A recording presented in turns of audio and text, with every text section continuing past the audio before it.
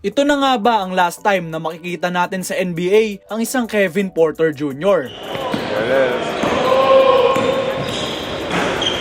7'6"! Are you kidding me? He's 7'6", Greg! On the shot clock. Doncic again, trying to get a drive. Good defense by Porter. Oh, it's blocked by Porter. He's off to the races. You got it, kid. Matapos kasi na matrade si KPJ sa Oklahoma City Thunder, ay winave na rin siya agad ng team na ito, making him a free agent at 23 years old. Galing pa naman si Porter Jr. sa best season niya para sa kanyang young NBA career with 19.2 points, 5.3 rebounds and 5.7 assists per game para sa Rockets last season. Ngunit isang kaso ang nag-turn off sa mga NBA team regarding sa potential ng batang player na ito. Ngayong araw ay alamin natin ang kwento ng isang Kevin Porter Jr. at kung hindi na nga ba natin siya makikita sa NBA. Tara at pag-usapan natin yan, Goat Fam!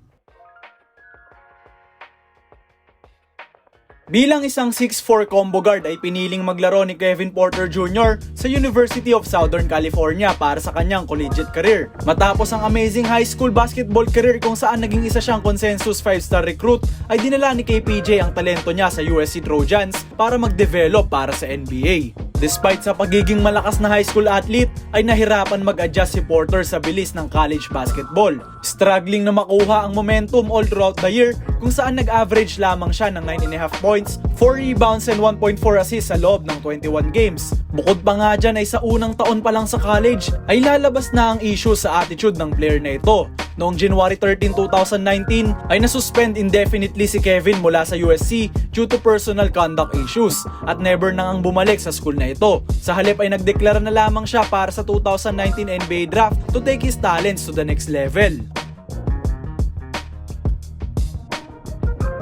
With all the issues at pangit na performances ay napili pa rin si KPJ ng Milwaukee Bucks as the 30th overall pick na trinade agad nila patungong Cleveland Cavaliers. Isang rebuilding team ang napuntahan ni Porter Jr. na perfect para sa kanyang development dahil no pressure to win naman talaga ang Cavs this time. Angat ang talento ni KPJ at talagang nagmukha siyang steal of the draft matapos magtala ng 10 points, 3.2 rebounds and 2.2 assists per game sa kanyang rookie year. But again, isang insidente na naman ang masasangkutan ni Kevin. This time ay nahulihan siya ng weapon ng Mahoning County Police. Napag-alaman na ang baril at sasakyan na ginamit ni KPJ ay sa nanay niya pala nakapangalan. Kaya naman natapos ang issue na malinis si Porter Jr.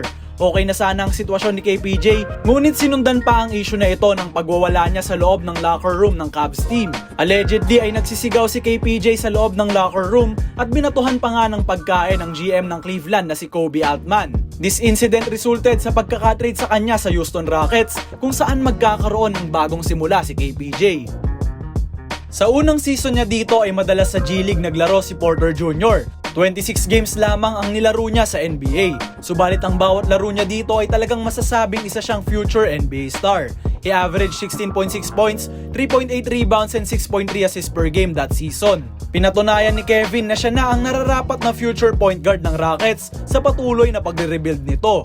The following season ay mas efficient na season ang pinakita ni Porter Jr. on a larger string of games. Meron siyang 15.6 points, 4.4 rebounds and 6.2 assists per game. At sa eye test ay kitang-kita na ang huge development ng 6'4 guard.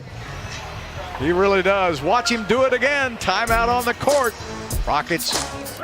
His basketball game, just read that deep. Turned over. He was turned over. And, KPJ.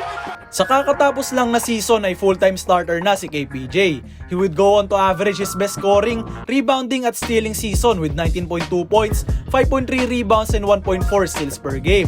Napaka-bright ng future para sa 23-year-old player na ito at naisimento niya na sana ang spot niya sa future ng Houston Rockets until another incident ang mangyayari na tatapos ng kanyang karera sa NBA.